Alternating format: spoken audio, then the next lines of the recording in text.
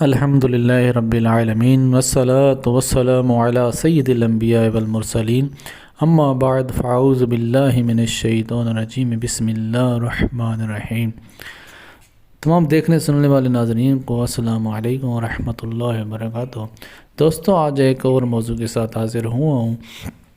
تو آگے موسم گرمیوں کا ہے تو بچھو، سانپ، ڈینبو وغیرہ نکل آتے ہیں۔ تو جس شخص کو یہ چیزیں اگر کاٹتی ہیں، ڈنگ مارتی ہیں، تو بہت زیادہ تکلیف میں وقت گزرتا ہے، اور بعد دفعہ ڈاکٹروں کے پاس بھی اس کا حل نہیں ہوتا ہے۔ کافی عرصے کے بعد جا کے، مطلب 2-3 دنوں کے بعد جا کے فائدہ ملتا ہے۔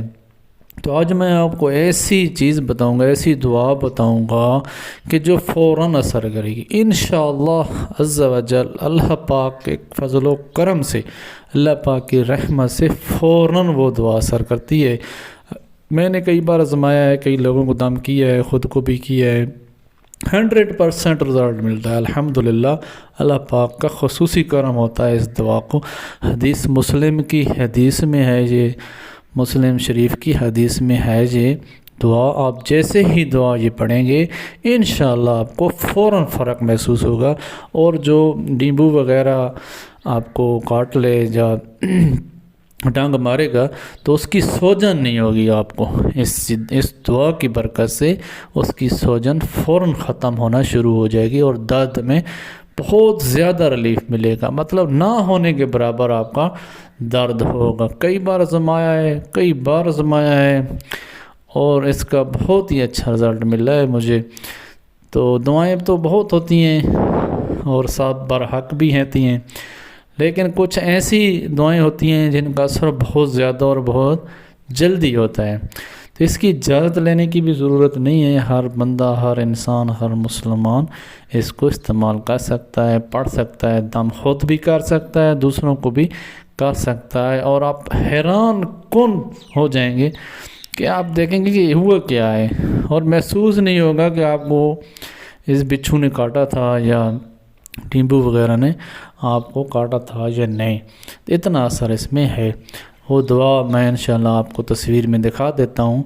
تو حضرت ابو ہریرہ رضی اللہ تعالی عنہ سے روایت ہے، جلیل القدر صحابی ہیں مشہور، کہ نبی پاک صلی اللہ تعالی علیہ وسلم کی بارگاہ میں ایک شخص آیا، تو اس نے کہا کہ مجھے رات کو بچھو نے کاٹ لیا۔ تو نبی پاک صلی اللہ تعالی وسلم نے ارشاد فرمایا کہ اگر تم یہ دعا پڑھ لیتے تو اس کا اثر زائل ہو جاتا، وہ تمہیں کاٹتا ہی نہیں، اگر کاٹ لیتا تو اس کا اثر نہ ہوتا۔ یہ اس کا مفہوم ہے۔ جو بھی حدیث بیان کی جاتی ہے مفہوم کے ساتھ، تھوڑا بہت اس میں تبدیلی ہوتی ہے، مفہوم بیان کیا جاتا ہے، لفظ بلفظ حدیث بیان کرنا تھوڑا مشکل ہوتا ہے، تو آپ مائنڈ نہ کیے کریں، تھوڑا تفصیل کے ساتھ اس کا جو لب و لباب ہوتا ہے وہ پیش کرنے کی کوشش کی جاتی ہے۔ علماء کرام جب بھی کوئی بات کرتے ہیں تو اس کا مفہوم پیش کرتے ہیں، لفظ بلفظ حدیث بیان کرنا تھوڑا مشکل ہو جاتا ہے۔